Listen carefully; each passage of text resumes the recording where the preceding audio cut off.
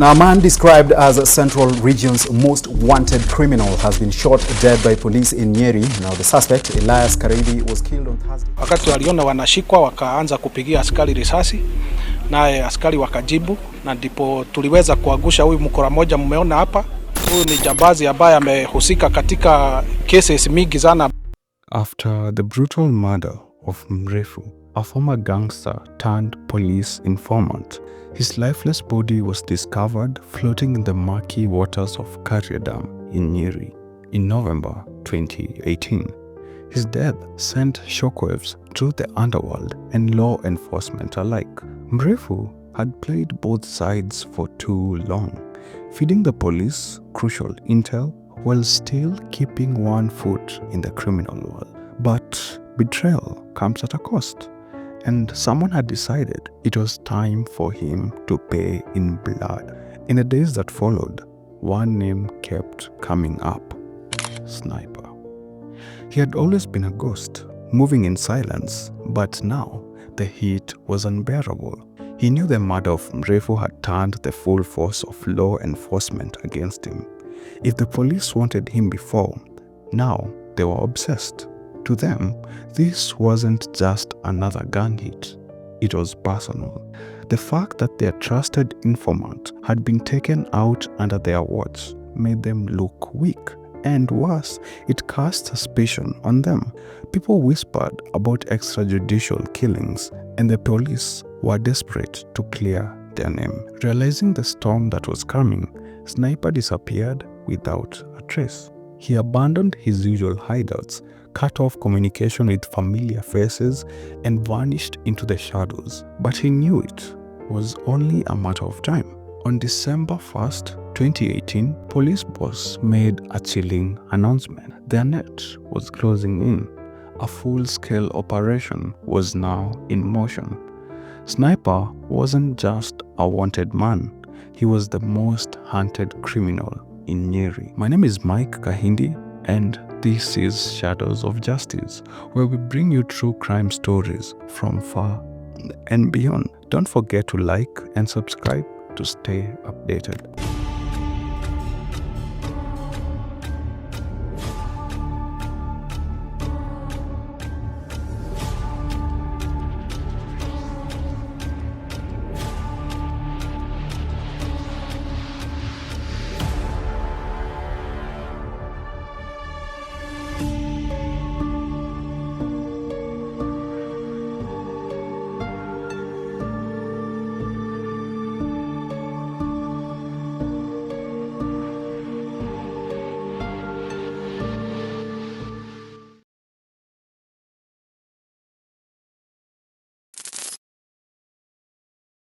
Weeks after going into hiding, Sniper found himself in a tight spot.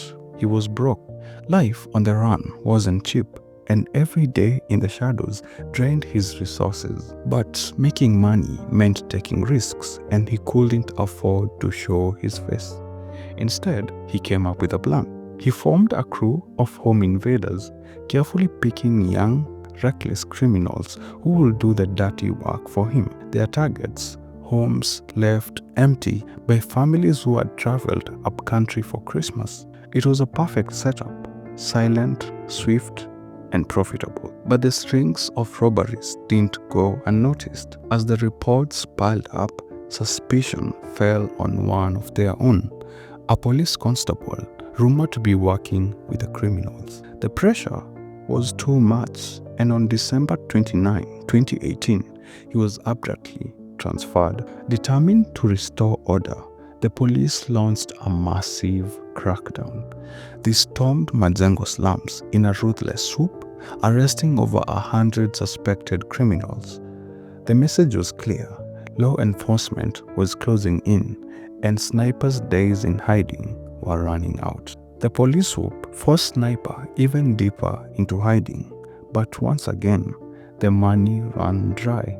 Selling stolen household items wasn't bringing in enough cash, and he needed a big score to keep himself afloat. Desperate for a recharge, he set his sight on Chania Tavern, a popular entertainment joint along Nyeri's Kingongo Road. On January 30, 2019, he put together a plan and sent his crew to execute the heist. The robbery went smoothly. They got in, took what they wanted, and vanished into the night. But their success was embarrassingly short-lived. By morning, the police had already tracked them down to Majengo slums. In a humiliating twist, a police dog followed their scent straight to where they were hiding. And to make matters worse, the so-called criminals weren't even on high alert. Instead of lying low, they had gone on a drinking spree, celebrating their loot with the very alcohol they had stolen from the club. When the police found them, they were too drunk to resist arrest. A truly disappointing turn of events for Sniper, whose carefully laid plans had been undone by the recklessness of his own men. To make matters worse, the arrested goons couldn't handle the pressure. After a tough interrogation, they cracked and snitched on Sniper. With the police now hot on his trail, he had no choice but to disappear completely. Staying in Nyeri was no longer an option. Moving in silence, he slipped away to Juja town in Kiambu, where he kept an extremely low profile. For almost a month, he avoided trouble, blending into the shadows as he waited for the heat in Nyeri to die down. But Sniper was a man of crime, and on March 12, 2019, his thirst for the next big job led him right back into danger. That night, he knew his crew were plotting to hit Lexo petrol station in Juja, unaware that the police were closing in. Thinking he was no longer on the radar, he made a fatal mistake. He switched on his phones. Within minutes, detectives had a fix on his location. The ambush was swift and brutal. The police stormed in, opening fire, killing 5 of his men on the spot. But Sniper, as always, managed to slip away. Shaken and realizing how close he had come to death, he knew Juja was no longer safe. The police would be everywhere, tracking his phone, expecting him to make a move. Thinking ahead, he pulled the last trick. He ditched his phone in Juja, letting it lead the cops on a wild goose chase. Then, without looking back, he made his way back to Nyeri, ready to start over once again in the only place he truly knew. Back in Nyeri, Sniper kept a low profile, staying out of sight for weeks. But a man like him couldn't stay hidden forever. On the evening of April 30, 2019, he struck again. At exactly 7 p.m., Sniper and his crew stormed Equity Bank, Karatina, executing a daring heist. As always, they came prepared, AK-47s in hand, moving with precision. They took control of the entrance, ensuring no one escaped, and within minutes, they had looted 873,000 Kenya shillings before vanishing. But Sniper had made a mistake, one that instantly gave him away. Witnesses told the police that the robbers were armed with AK-47s. That was all the confirmation they needed. The signature weapon had his calling card, a gun he had used in countless hits. The moment the cops had it, they knew Sniper was back in town. With that realization, the hunt for him exploded into overdrive. The police intensified their manhunt across the county, determined to track him down. This time, they weren't just looking for criminals. They were chasing a ghost, one who had slipped through their fingers too many times before.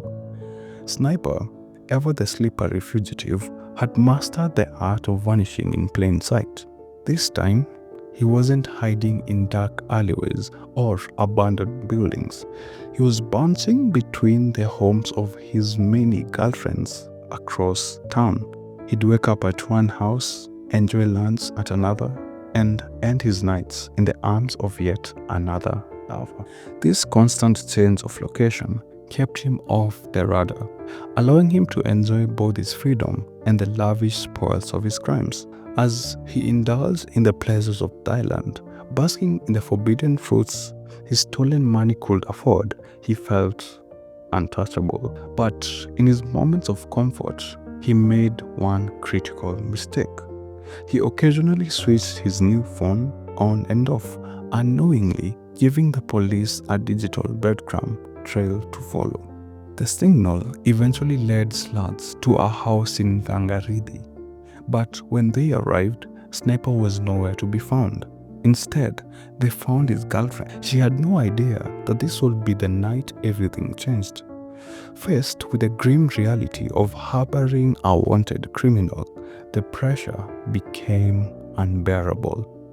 The police had tried chasing Sniper through traditional means, but he had proven to be a needle in a haystack, always slipping away just in time. And so, they changed their strategy. Like the biblical Delilah, his girlfriend was their secret weapon. The police convinced her to play along, to become the bait that will finally bring Sniper down. With her in their pocket, they knew it was only a matter of time before he walked straight into their trap. Unaware that a snake had slithered into his life, Sniper carried on, convinced he was still untraceable. He had outmaneuvered the police countless times, and in his mind, this was just another game of cat and mouse. One he always won. But as the manhunt intensified, he felt the walls closing in, and by August, the heat in Nyeri was too much, forcing him to flee once again back to Georgia. He wasn't just laying low this time, he was planning his next move. In a bold and dangerous move, he targeted an ATPU officer, ambushing him and stealing his Seska pistol. Unlike his signature AK-47, this handgun was smaller, easier to conceal, and perfect for staying under the radar. With this new weapon in hand, Sniper felt invincible. Armed and confident, he made his way back to Nyeri, believing he was now unstoppable. But his arrogance would be his downfall. The moment he stepped back into town, the very person he trusted the most, his girlfriend, alerted the police. The trap was set. Sniper's day of running were numbered. On October 10, 2019, Sniper unknowingly tasted his last moments of freedom. As he sat with his girlfriend, he let his guard down, sharing his next move. He planned to rob a club owner of his gun and cash. The target, Viceroy, a popular joint near Majengo. But what he didn't know was that his most trusted companion had already sold him out. The moment she got the intel, she tipped off the police. The stage was set for his final act. Minutes before 8 p.m., Sniper, in his usual style, pulled up to the club on a motorbike, ready to strike. What he didn't realize was that 30 minutes later, he'd be meeting Moane Spata in the afterlife. The moment he stepped off the bike, the police made their move. Sensing danger, the rider wasted no time. He sped off, leaving Sniper to face the trap alone. Cornered, Sniper refused to run. Instead, he went out the only way he knew. Guns blazing. Twaff, twaff. He fired at the officers, ducking behind a nearby shop for cover. But tonight, fate had already decided his end.